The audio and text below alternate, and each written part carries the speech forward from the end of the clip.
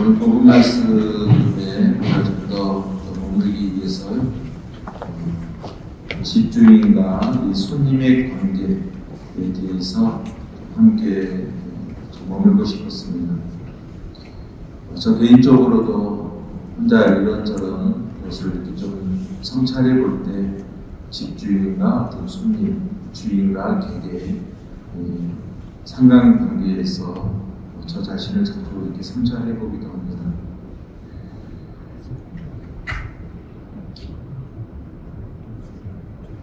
집에 어떤 찾아오는, 우리 가정집도 마찬가지겠죠. 집에 찾아오는 손님의 유형은 참으로 다양하죠.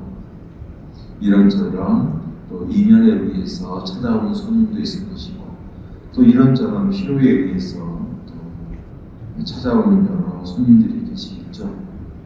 근데 이 공통점은 머무는 그 시간의 길이는 어떤 다를지언정 결국 그 집을 떠난다는 것이죠. 그게 바로 손님의 특성인 것이죠. 그 손님이 그 집을 떠나지 않고 계속 그 집에서 주인 행세를 하고자 한다. 그러면 이제 요즘 같으면 신고를 해야 되겠죠. 주거 침입죄를 해야 되겠죠. 어쨌든 손님이라고 하는 그것은 언젠가는 집을 떠나야 된다. 그래서 이 집일 수 있다는 것은 너무나 당연하지만 집 주인이 있기 때문인 것이잖아요. 그래서 손님은 떠나도 집 주인은 항상 그 집과 함께 있다라는 것, 이런 것을 우리가 생각해 봐야 돼요. 그리고 또 저는 이제 이 부분을 또 다른 부분으로도 한번 좀 생각해 보게 되는데요.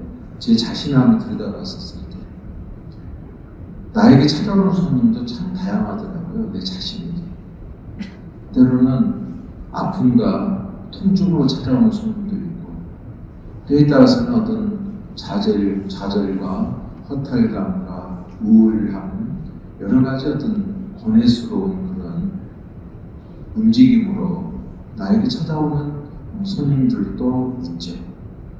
그리고 때로는 어떤 기쁨과 설렘을 안겨주는 손님도 있고, 그렇지만 결국은 다 손님이더라고요. 손님. 언젠가는 때가 되면 떠나게 되는 것이잖아요. 떠나게 된다. 근데 또 나라는 존재 질적 관점에서 이렇게 들여다보게 되면요, 나라는 존재도 손님이더라고요. 손님. 이 지구라고 하는 이 거대한 이 항성에 잠깐 왔다가 떠날 수밖에 없는, 시간의 제약을 받을 수밖에 없는 그런 어떤 손님으로서 또 이 지구촌에 우리가 머물게 되는 것이잖아요. 내가 아무리 머물고 싶어도 어쩔 수 없이 떠날 수밖에 없는 그런 객으로서의 이 어떤 한계성, 이런 부분들도 한번 들여다보게 되죠. 서로 부부가 살아가고 자녀가 함께 살아간다고 하지만 글쎄요, 서로는 서로에게 또 어떤 의미에서는 객이죠. 언젠가는 헤어질 수밖에 없는 그런 부분들을 들여다보면서 나 존재에 대한 또 여러 관점을 들여다보게 되는 것이고, 구태여 집주인이 나에게 찾아오는 어떤 고통과 병고의 손님 때문에 집주인이 그렇게 안달 부절할 이유도 없다는 것도 한 번은 생각하게 됩니다. 이래저래 하나의 우리는 어떤 객으로서 머무는 그런 존재이라는 것도 한번 떠올려보게 됩니다.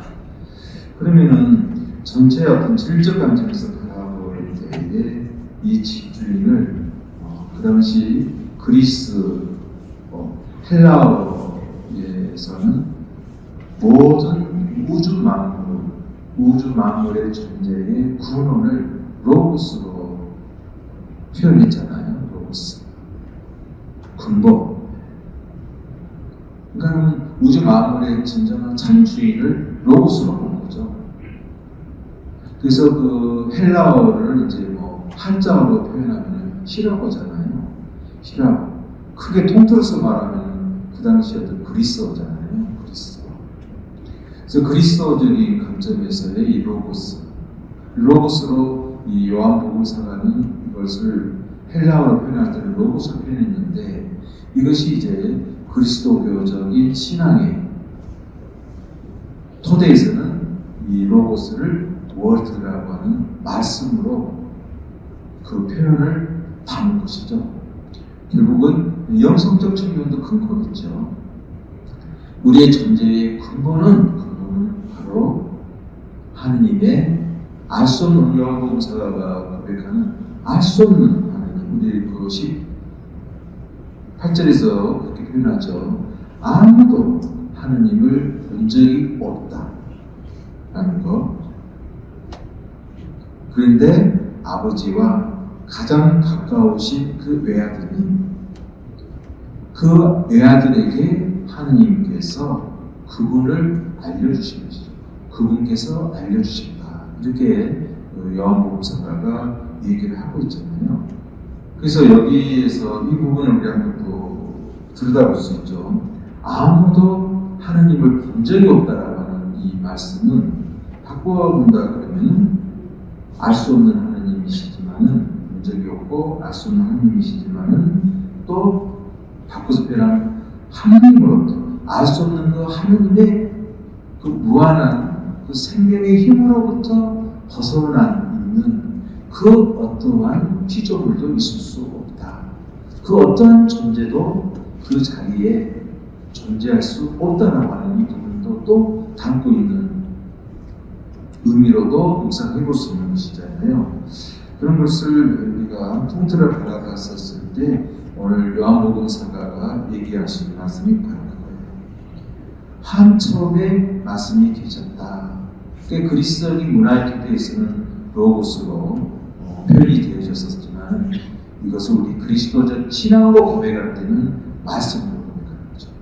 보이지 않는 하느님이 당신을 드러내고 알려주시기 위한 그 계시적인 그 말씀이 하나가 있고, 그 말씀이 있고, 또 하나는 바로 당신의 아들, 외아들 예수 그리스도를 통해서 선포되어지고 복음으로 증거되어지는 또 당신의 말씀이 자리 잡고 있는 것이죠. 그래서 이 양자를 다 함축해서 말씀으로 담고 있는 거거든요.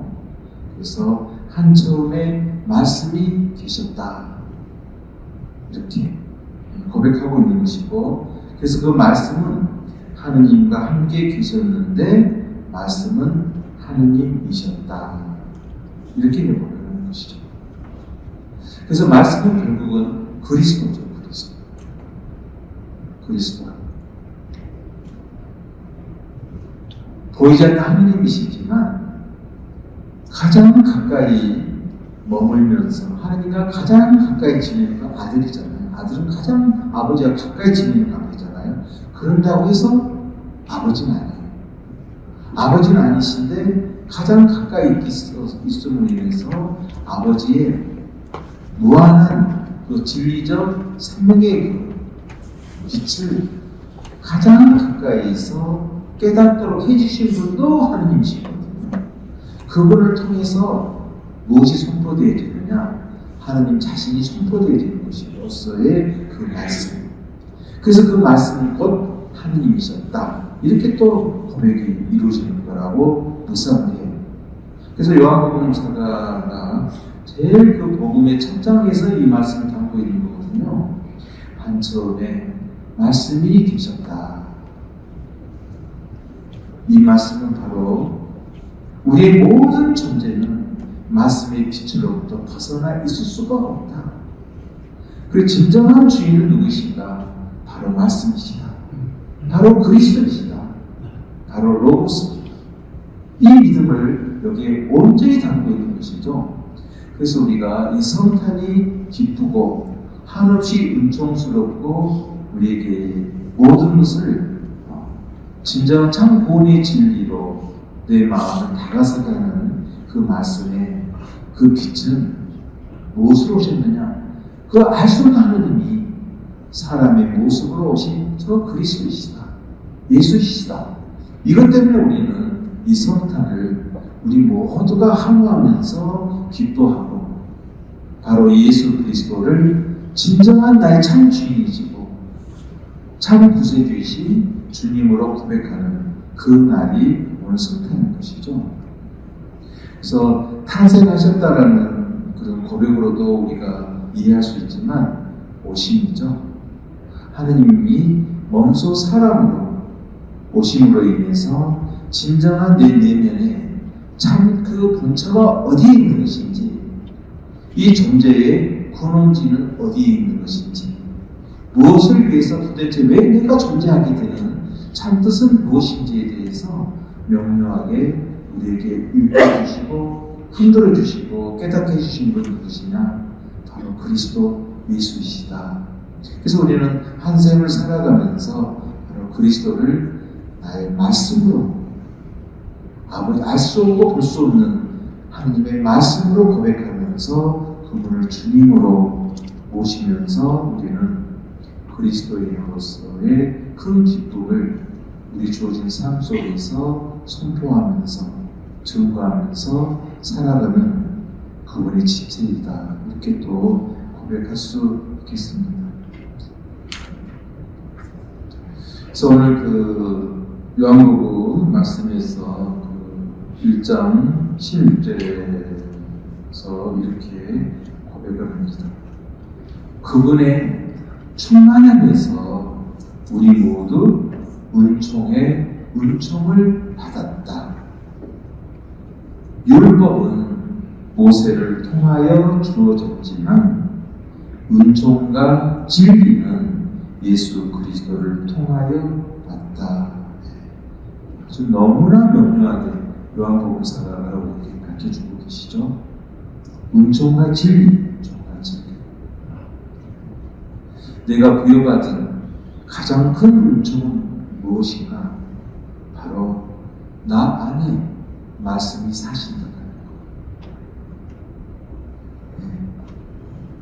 그 사심에 대한 그 믿음이 꼭 구원이라는 것. 그 믿음의 고백은 곧 하느님의 진리와 맞닿는다는 것.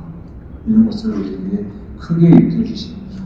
그래서 오늘 성탄 예수 그리스도의 오심은 우리에게 얼마나 큰 복음인가 이런 것들을 크게 묵상하게 됩니다.